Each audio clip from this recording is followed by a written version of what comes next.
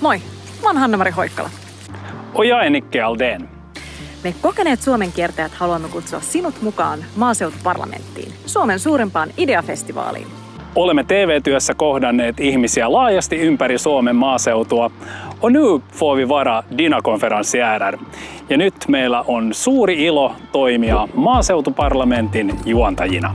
Maaseutuparlamentti yhdistää ihmiset kylistä kaupunkeihin ja valtionhallintoon. Luvassa on 3 päivää ainutlaatuista ohjelmaa. Innostavia puhujia, oivaltavia keskusteluja, työpajoja ja retkiä. Mukana on yli 60 kumppania, jotka omalla esimerkillään uudistavat maaseutua. Maaseutuparlamentti järjestetään keskellä karjalaisia vaaramaisemia Nurmeksessa, Pohjois-Karjalassa Pielisen rannalla. Laita kalenteriin 26.–28. päivä syyskuuta ja jaa kutsua eteenpäin kaikille maaseudun tulevaisuudesta kiinnostuneille. Varmistetaan yhdessä, että se mikä tapahtuu maaseudulla ei jää maaseudulle.